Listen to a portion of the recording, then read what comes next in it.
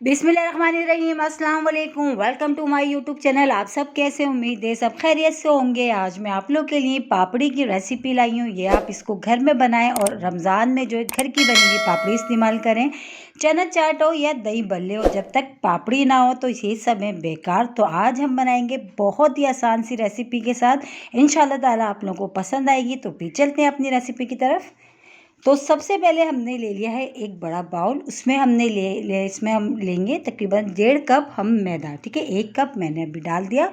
Half cup जो है मैं इसमें और डाल देती हूँ।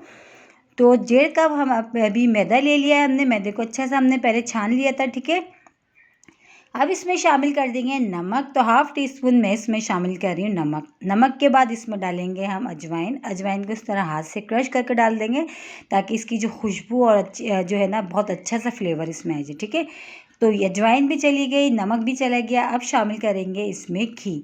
अच्छा, घी जो हम घी की जगह ऑयल नहीं शामिल करिएगा, घी शामिल करिएगा। इससे ये कि पापड़ी अच्छी और क्रिस्पी बनेगी। तो इसमें तकरीबन 1.5 खाने के चमचे मैंने इसमें शामिल करा है घी। अब घी, अजवाइन और नमक ये सब चीज़ों को डाल के अच्छा सा हमने हाथ से मिला लेना है। ठीक है, पहले इन सब चीज़ों को अच्छा सा हम हाथ से मिलाएंगे।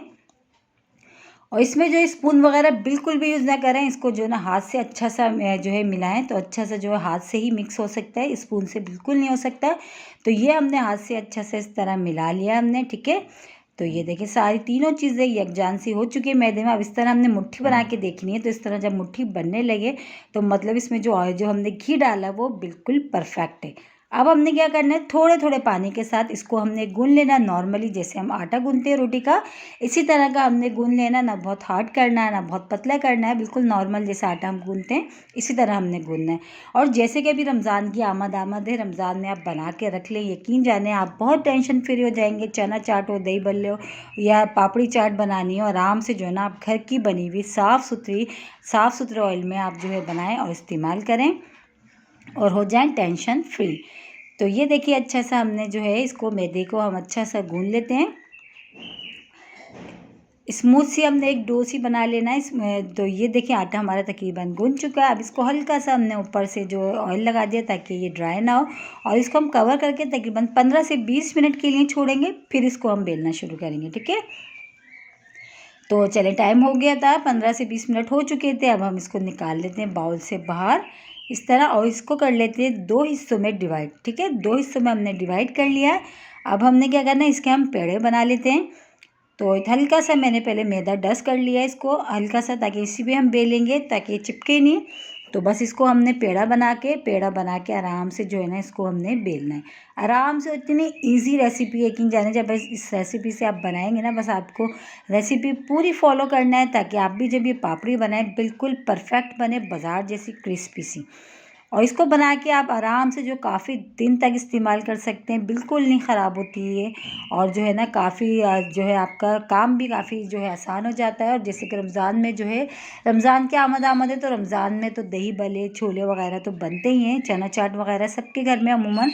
और पापड़ी हो उस पर तो मज़ा ही आ जाता है। तो ये देखें कितनी पतली सी मैंने रोटी बेली, इतनी पतली कि नीचे से मेरा हाथ जो है नज़र आ रहा था। ठीक है, ये हमने बिल्कुल पतली पतली सी बेलेंगे तो उससे ये कि हमारी जो है ना क्रिस्पी बनेगी पापड़ी। बिल्कुल भी अगर मोटी सी रह जाएगी तो वो पूरियाँ बन जाएंगी, बिल्कुल भी पापड़ी नहीं रहेगी। ठीक है, तो इस तरह मैंने ग्लास से कट कर लिया। अगर आपके पास कटर है तो आप उससे भी कर सकते हैं। तो मैंने ग्लास से कट करने के बाद अब हमने फोक से इस तरह हम इसको कर लेंगे। इससे करने से ये होगा कि पापड़ी तो हमारी जो है ना क्रिस्पी सी बनेगी।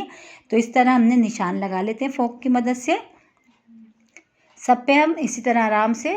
तो ये देखें लगा लिया हमने, ये रेडी है। इसको हम साइड में करते जाते हैं। इसी तरह हम जो है सारी बेल लेते हैं पहले, फिर हम फ्राई कर लेंगे। ठीक है, अगर आप चाहें तो छोटे छोटे पेड़े बना के बहुत पतली पतली सी आप बेल सकते हैं। अगर आप कट करना ना चाहें ग्लास से तो आप वैसे भी कर सकते हैं, कोई मसला नहीं है।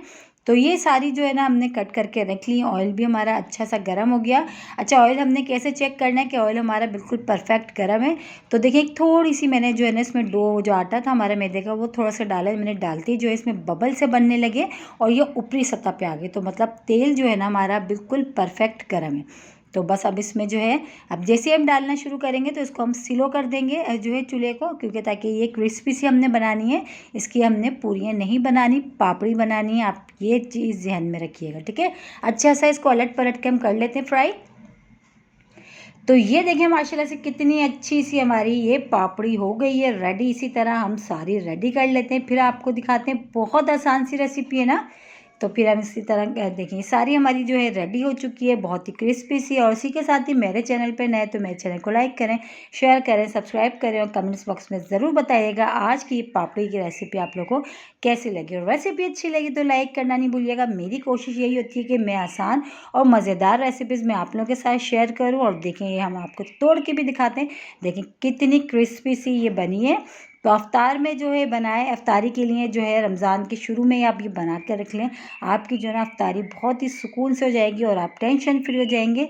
इंशाअल्लाह ताला कल फिर हाजिर होंगे एक और रेसिपी के साथ। जब तक ये रखिएगा अपना ख्याल। अल्लाह हाफिज़।